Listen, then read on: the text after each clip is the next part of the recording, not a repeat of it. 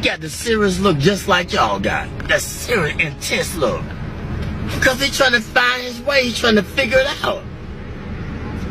It's frustrating. I'm trying to listen to God. I got my own flesh and my pulling me here, my own desires, my family, my friends, all these things is distracting me from the truth, and it's difficult to give in, especially when you're young, man. But if you can go through it, you'll come out like gold. If I can go through the fire.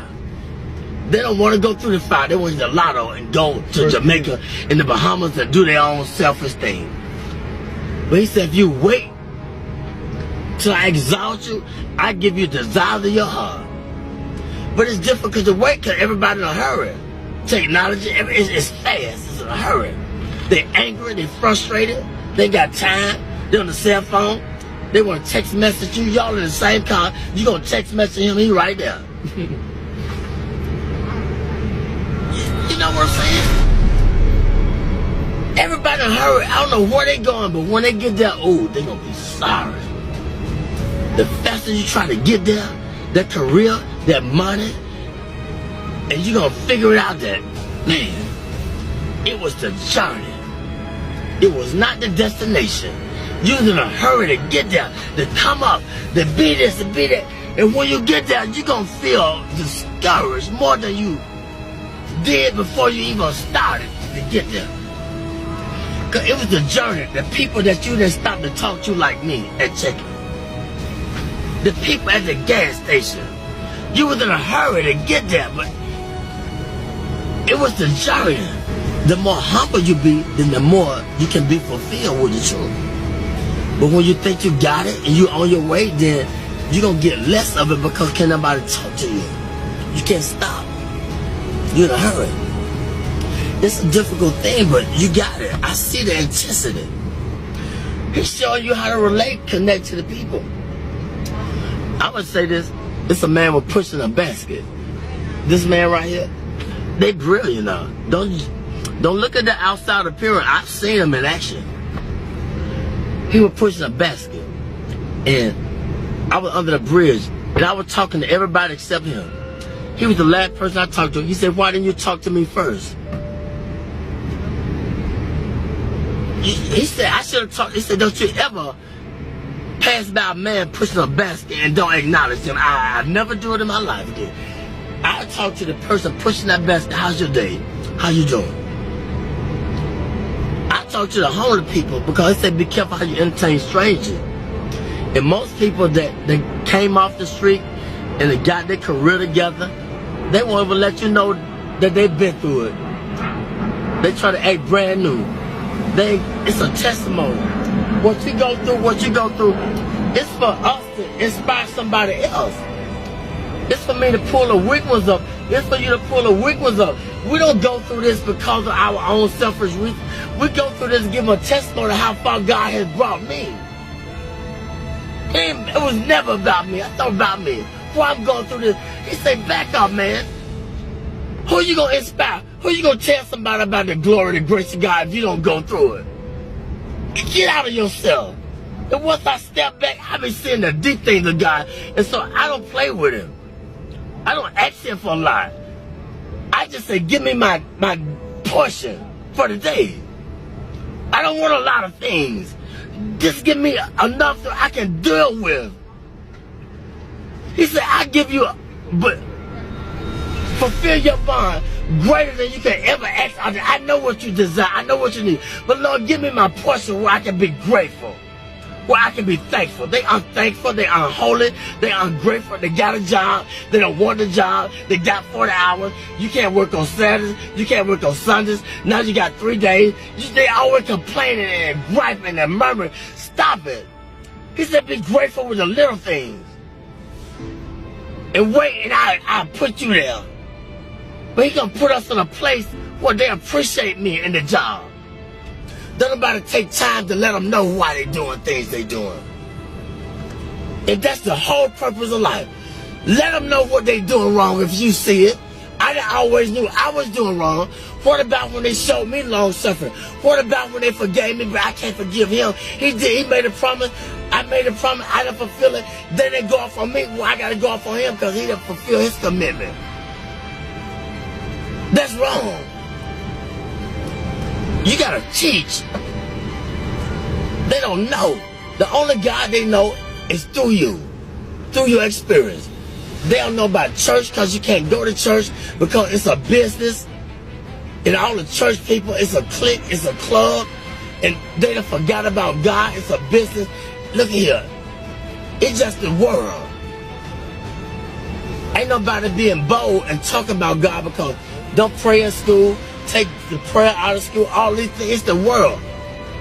We're getting in a time where God is not popular no more. And if you talk about it, I don't believe in Jesus. I don't believe in God. I believe in this. I don't care what you believe in. Let my spirit speak for me. Let my action. But it was a time when I was just a hearer and not a doer.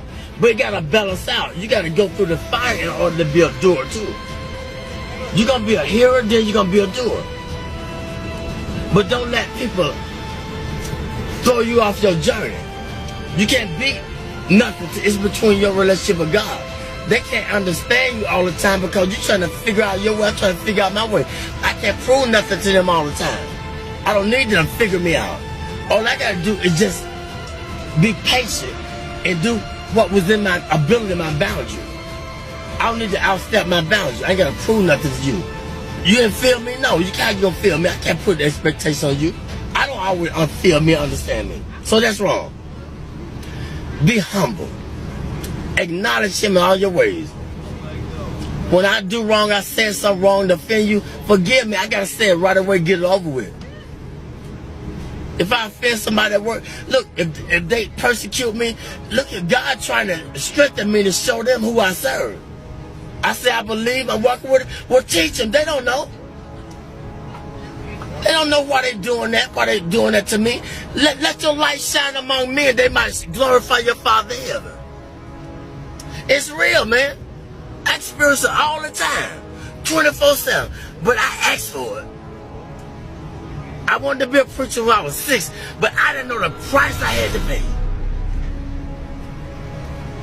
Much wisdom, much grief, much sorrow. Ain't no other way you're gonna get it. But if you can just go through the fire, you'll be like gold. When you take the jewelry to the pawn shop, how do they determine if it's real or fake? They put it through the acid test. They put the fire upon it. This is how we know if we're real or fake. We're going to go through the fire. You're going to have disagreement with each other, but it's okay. You're going to be friends. But if you have a disagreement, it's just a different agreement. That don't mean you ain't got to see him no more and talk to her or talk to her or whatever. I ain't got nothing to hide. My burdens are heavy, but when I'm weak, he's strong through me. He speaks through me. The weaker I get, the more frustrated I get with my life. And I did this, I did that. Then the more he speaks through me, the more he takes control of me. That's just where he wants you at. Get frustrated. That's when he gonna speak through you. But he gotta get you in that point where ain't nowhere else to go but to him. He said, those that I love, I correct them. I chastise them. When you go to jail, it's called the Department of Correction, Rehabilitation. But we get mad at the correction. He said, if I didn't love you, I would correct you. He could have took our life. Amen? Amen. He could take the life. But he corrected me. I just thank God for y'all. But this was Solomon asked. Solomon was the wisest man that lived. He had everything that man could desire. But one thing God said, leave the foreign women alone. But he couldn't understand why he had a desire for the foreign women. But see, the Lord knew that they were going to turn his heart against him. They were going to make him idol worship and build a God. But he didn't understand it.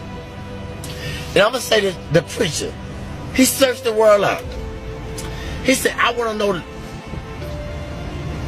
the basis behind wisdom and knowledge and understanding and foolishness. See, you can't know wisdom and knowledge and should be a fool, but we don't want to be foolish. That's the only way you're going to get it. You got to be a fool first. How you gonna know a fool when you see a fool? How you gonna know foolishness if you haven't been foolish?